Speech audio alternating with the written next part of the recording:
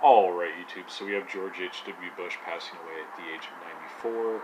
He was the 41st President of the United States, and the Washington Post conveniently came out with this article about 13 minutes ago. It was originally posted about a half an hour ago, but they've done some updates on it, I suppose. They've added some pictures to the slideshow, which you can see if you go to the Washington Post. Actually, it's a better method is if you go to msn.com and just read it through there, because they break through the paywall, I suppose is the name.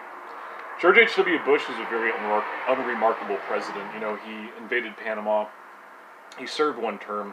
I think he was more or less remembered for his military career, and then, you know, his involvement with the CIA and, you know, his helping of the resurrection of the CIA, I suppose, and the creation, rather. So he was a deep state creep. He was a CIA guy, Skull and Bones members. Well, not that all Skull and Bones members are total creeps. Most of them are, though. So yeah, for the most part, he was pretty unremarkable. I think the thing he's going to be remembered for is Bush Jr., honestly. You know, other than his military career. And, Bush Jr. kind of had more of a, or W kind of had more of a personality to him. George H.W. Bush, Daddy Bush, was more stoic, I guess, you know. And that kind of worked for him. You know, he served one term, he got out-personified by Bill Clinton, and basically just that's kind of what happens, you know, when we hit elections. We kind of vote for people based on their personality rather than their policies. It's kind of like what Norm Macdonald said about, you know, Hillary versus Donald. He said, you know, nobody wanted to have a beer with Hillary, and which is funny because Trump doesn't drink or anything like that. And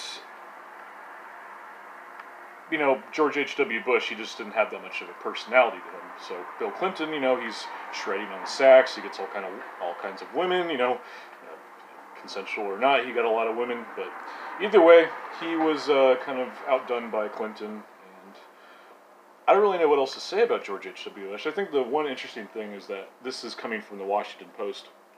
As you've heard me talk about before, the Washington Post is loosely connected with the CIA, essentially. Jeff Bezos owns the Washington Post, you know, and it's essentially a mouthpiece for the company of Amazon. Why wouldn't it be a mouthpiece for the CIA as well? And this article came out. You can find it, if you go to msn.com, you can actually skip through the paywall, because who the fuck is going to pay for Washington Post articles anyways? But they came out with this long, extensive article. I'm not even going to read it. A little footnote here, and I'm actually going to try and get out of the whole reading of articles thing. I'd rather just go straight commentary. But it's nice to have a computer here with me to kind of fact check some stuff. Other than that, you know, other than his military career and W. Bush, I don't really know what else to say about him. He was just kind of one of those guys. He was just kind of there. And let's just read through here. He invaded Panama. That's, you know, typical neocon thing to do. Alright guys, God bless, and I'll see you later. Peace out.